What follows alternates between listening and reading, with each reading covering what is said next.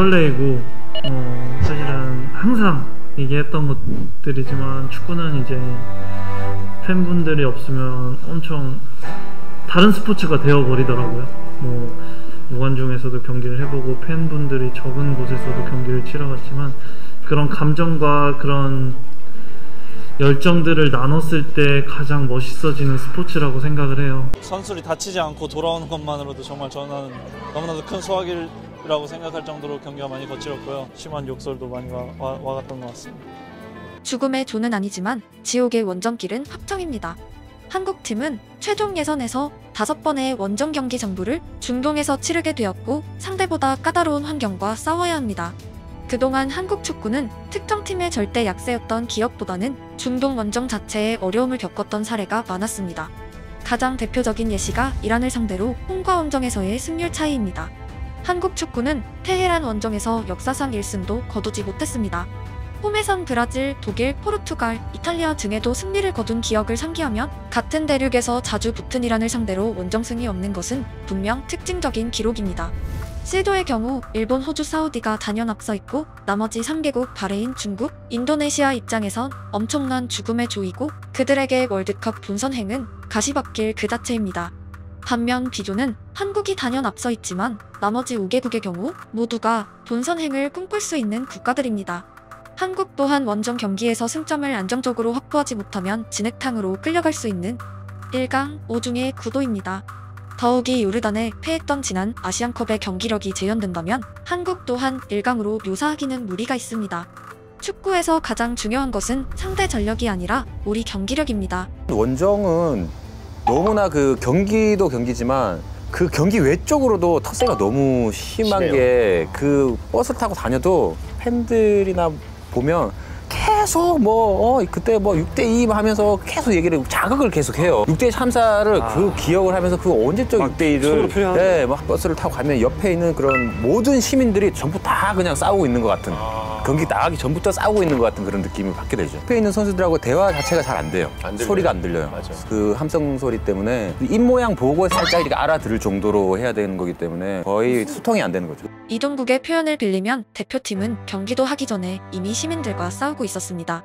경기장에서 의사소통이 안 되고 한국의 경기력은 홈과 비교해 현저히 떨어진 경우가 많았으며 경기 이후에도 많은 선수들이 다른 경기보다 클럽 복귀 첫 경기에서 유독 피로감을 호소하는 경우가 많았습니다.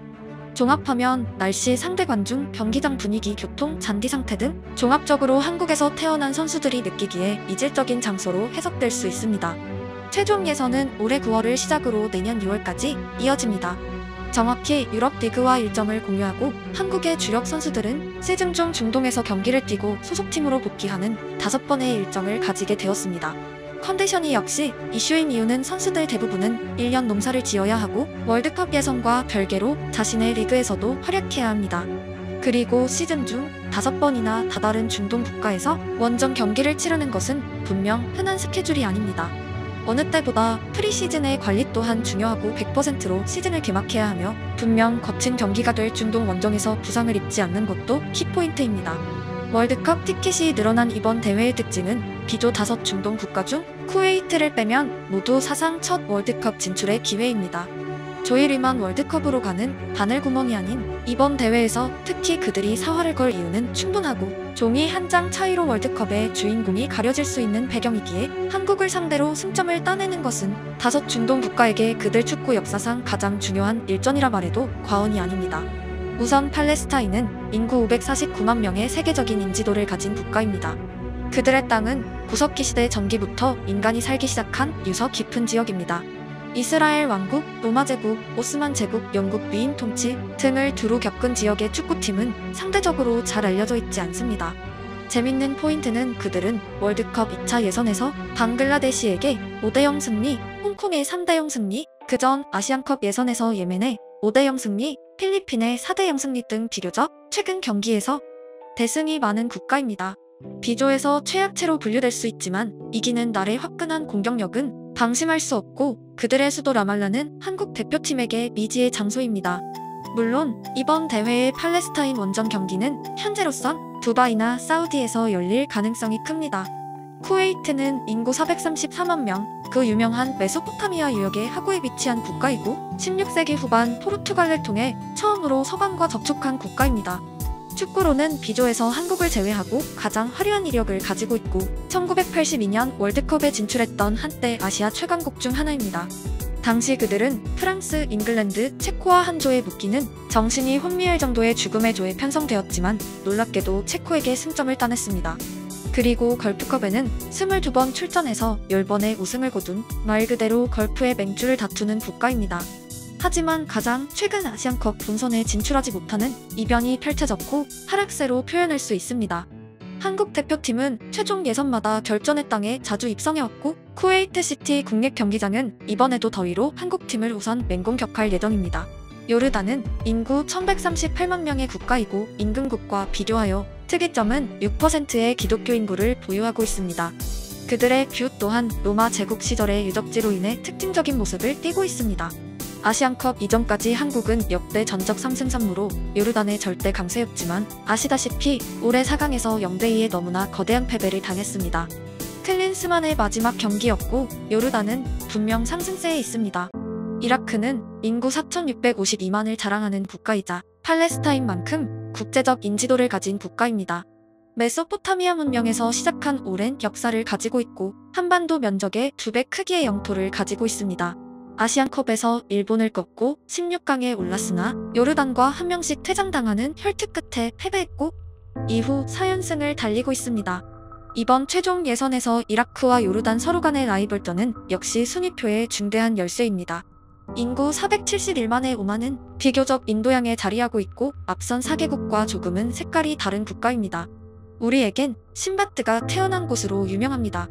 축구 팬들에게 오만은 오만 쇼크로 더 유명하고 런던 올림픽 예선에서 한국의 한국영이 오만 관중이 던진 쓰레기를 맞고 쓰러진 기억이 있습니다. 최근 걸프컵에선 사우디아라비아에게 승리를 거두고 독일과의 평가전에서 한 골차 패배하는 등 분명한 중동의 강호 중 하나입니다. 오만은 필드와 관중석의 거리가 상당히 가까운 스타디움을 보유하고 있습니다.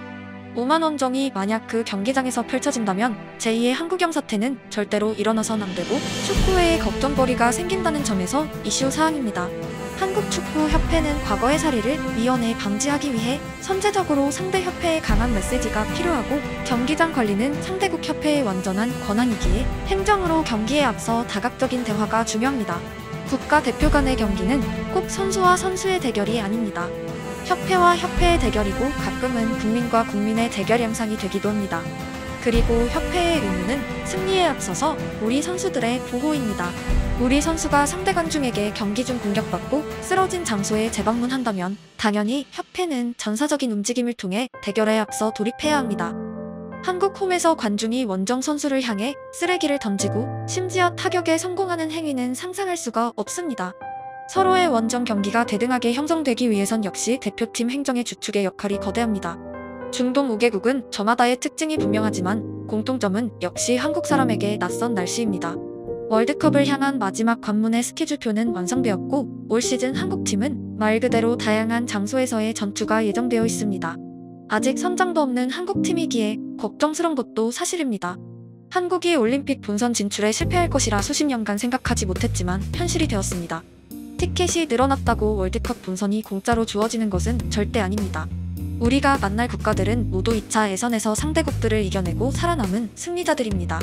아시아 국가들은 빠른 속도로 평준화되고 있고 그들의 협회, 스태프, 선수들 모두가 하나 되어 이미 준비에 돌입했는데 우리만 우왕좌왕하다 경기가 시작되면 필승을 장담하기 어렵습니다. 지피지기에서 지기가 안 되면 반쪽입니다. 한국은 B조의 1강이란 맹신이 아니라 요르단에 패배했던 팀의 자세로 최종 예선을 준비해야 하고 축구협회에 조속한 대비와 로드맵 작성을 기원합니다.